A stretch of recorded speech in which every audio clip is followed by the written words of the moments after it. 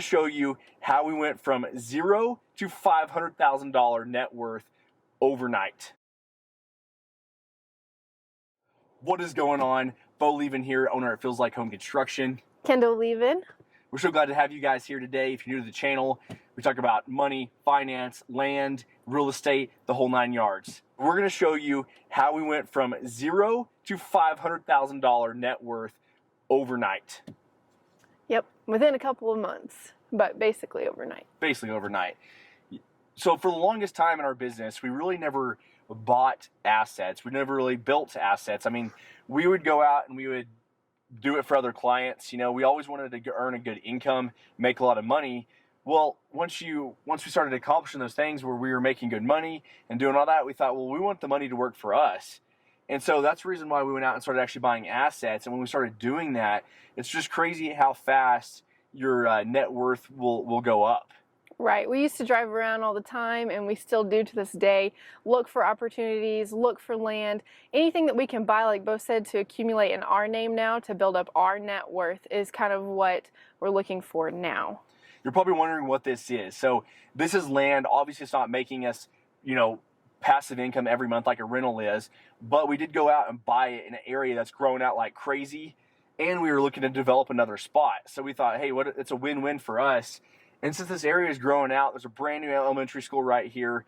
I mean, this thing, we paid for it and then literally got a reappraisal done on it a few months later, and then it appraised for $500,000 over of what we actually paid for this property. So I mean, that was massive to us. That was an instant overnight success is what we call it when you're buying land, which usually does not happen on that kind of instance if you're just going to go out and just buy a random piece of land. Make sure, I think some key things are location.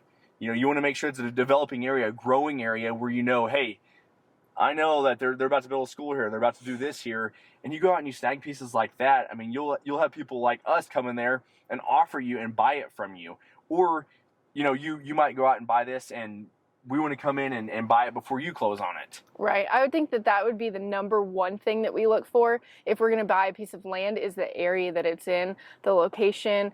And for instance, this piece of land is in a growing area. Like Bo said, it has a brand new school right next to it, and the homes are building around the communities. So that's the biggest part that we look for. Number one thing is probably the location of it. Yeah, and this one right here, I'll show you real quick. We actually have, it's about 6.5 acres out here. And you can see there's a school right over there. It's full of weeds, so we got to get it mowed. One other big thing too that helped us is this was an off-market deal. We knew that this land, obviously no one was building on it. It wasn't, being mowed at the time, things like that. So we figured, hey, let's go out here and snag this because it's zoned as commercial. So we also obviously looked at the zoning, saw that as well. And we figured we better jump on it and figure out how to get a hold of whoever owns this land to get this bought. Yeah, and the thing too about land is that it does sit here until you do something with it. So that passive income on land isn't going to come overnight, obviously. But that was one thing that we kind of looked for too, is it's empty, but now we develop the land and we build on it ourselves to keep the multifamily properties or whatever we're going to build on it.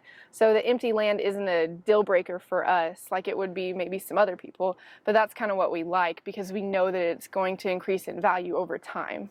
Yeah, and we honestly didn't know. I mean, we knew it would be worth a lot, but we didn't know that it would have a $500,000 jump. And honestly, it keeps going up like crazy.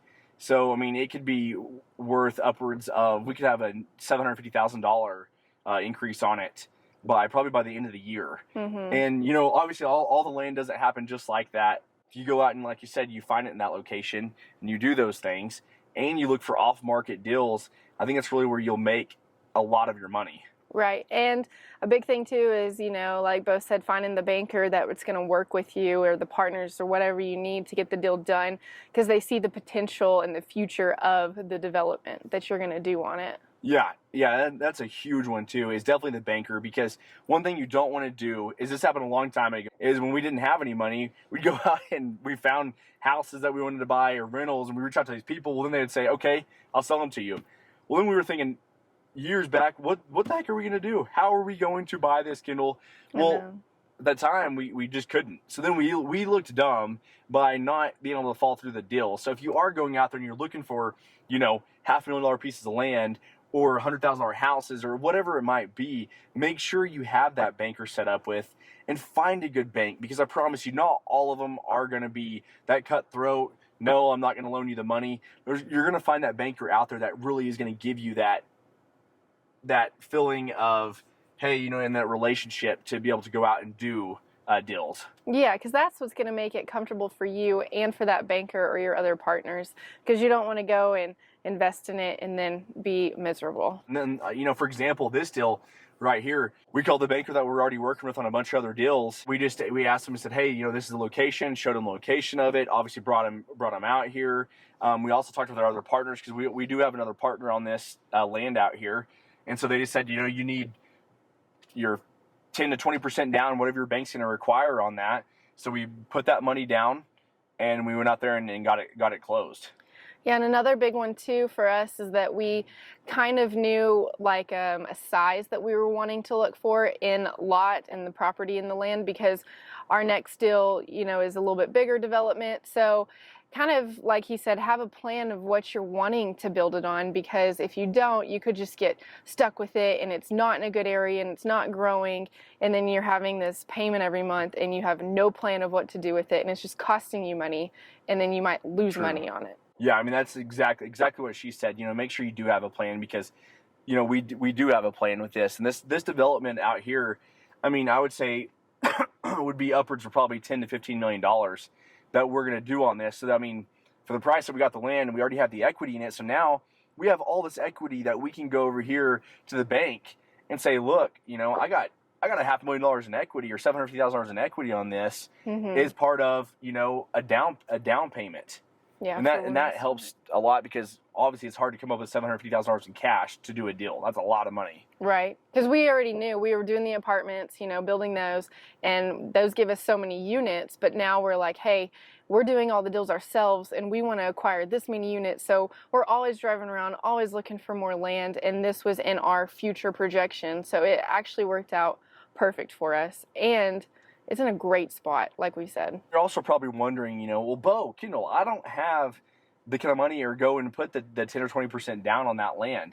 Well, the best part is I can tell you what to do, because you could have that instant net worth. You could go out and find a deal like this. You call and you say, you know what, Bo, Kendall, I got a sweet deal down here in Amarillo Canyon or surrounding areas, and I know you like land. Let me sell it to you. Well, so you go over here and you say, you know what, you know, I got it under this price. I'll sell it to you at this. You know, I'll tack on, just say $10,000 or whatever you're going to tack on. Well, because I want you to make money, because you brought me a deal that I have not found and I didn't have to go out and hunt for. So then, bam, you go out here, you sell me that land, you put $10,000 in your pocket, and you didn't even do anything for it. So I mean, there's different ways you could go out if you don't have the money, because we've all been in that boat where we don't have the money and you want to go out and find these sweet deals. Well, trust me, there's people around you that do have it, and they will buy and they will partner with you, especially if you're bringing them deals. Just make sure you trust them before you bring them that deal, because you don't want to go out there and snag it out from underneath you. Yeah, I think that's perfect. Finding connections and off-market deals are the best. That's the ones that we love. All right, so if this was your first time to our channel, we really appreciate you guys watching. Don't forget to like this video and subscribe. We have a lot of good content coming your way, and you don't want to miss out on it. Thanks for watching. See ya.